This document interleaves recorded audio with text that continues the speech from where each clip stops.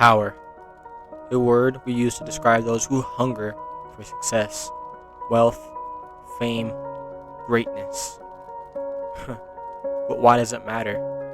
Strength, power, value, power, success, power, greatness, power. But why? Why? Why go to such lengths to do one thing, learn one move over and over again for hours?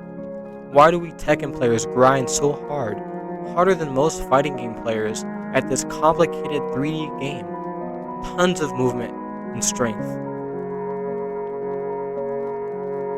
Why does it matter? It's just one move, right? Right?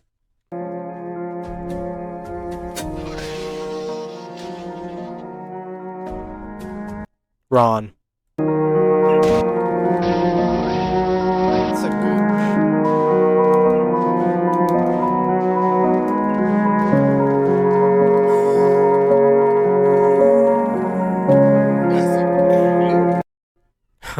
You think the electric is just some random move? No, the electric is a +5 launcher that's been used for over 30 years. Why does this matter? 99% of launchers in Tekken are either -13 or more. But wait, there's a catch. Before we continue this video though, let's roll the intro.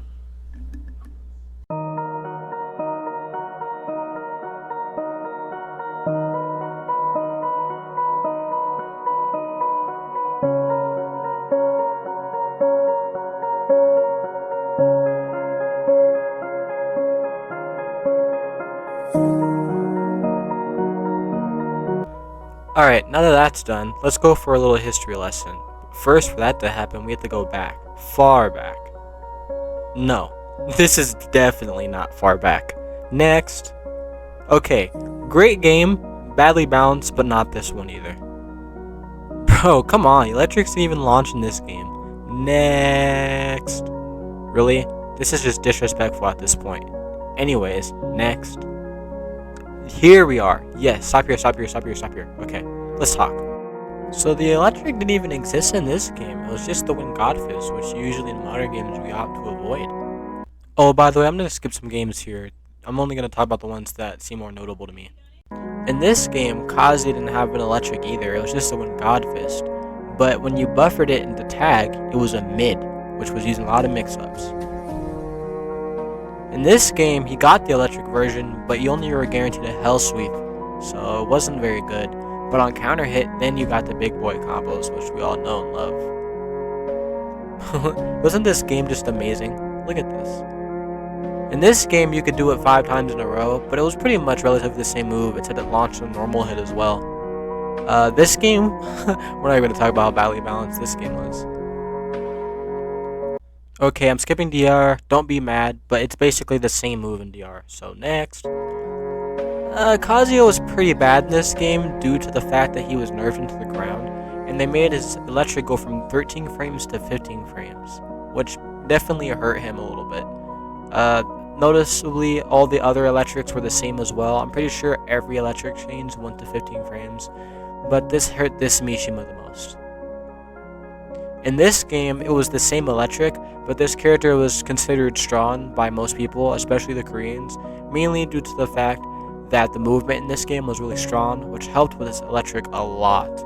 You're going to see a lot of like 𝐂𝐤𝐬s and 𝐂�HEIHACHI just a lot in tournaments for some reason. But yeah, it was really cool. Which brings us to our current version here, Tekken 7. In this game, in Season 2, they made the electric track to his weak side, which has been considered controversial by a lot of people, including me. But as you can see here, the wind godfist misses completely, but as soon as I do an electric, it will clip his hitbox. What are your thoughts on this? Kinda nuts, right? Although the tracking properties aren't very new, they released in Season 2, I've had lots of 𝐂𝐤𝐬s tell me that they agree with these tracking properties, and they think that 𝐂𝐤𝐬 should keep them due to a lot of his moveset being weak to side step left. I disagree with this statement though, due to the fact that Kazuya has other tools to deal with people sidestepping him, including the whole purpose of why you wave dash. You wave dash to realign with your opponent. Also, considering that Electric's already been a great move for years, even in Tekken 4, without the fact that it launched. So, and now it does launch, and it has tracking, and it's faster and has better recovery because they also gave him that buff in Season 2. But yeah, I'd like to know people's thoughts, but I'll show you a clip showing like why other people might not like this move either. Next. Being unwith punishable will always be something that just tilts me. Electrics are overbuffed. To know it. But I wouldn't remove the recovery. What I would remove is the tracking to his weak side. I think that's what breaks the attack. To me, it's like, I don't care. Great players can duck and whiff punish it, but that's not as important as just being able to very easily sidestep it and then punish. So I think the tracking to his weak side actually fucks up the character dynamic. Like, that's supposed to be his big weakness, and you can still sidestep the electric, but it does have tracking, so if you don't time your step properly, you get clipped. We as humans work so hard day and night to be good at something. We just want credit, and we want to be rewarded for our hard work. We just want to show the world what we're capable of, even if it's just something as simple as playing a game. And even though you might not thinking about it like that in that moment, that's how you feel deep down. You always think that when you lose, you're not good enough, or when you win, you're the best at the game. But when you think about it something like that, think about the destruction you're causing around you. Look deep within yourself. Next time you want war, next time you start an uprising in your community, every time you think a patch note is broken, or think something isn't fair or goes your way just because of the character you play, think. No matter how much you're hungry, starving, dying.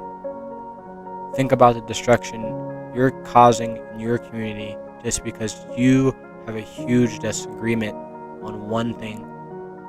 It's okay to have criticism, but being upset, emotional, isn't criticism. This is Ash, and I'm out.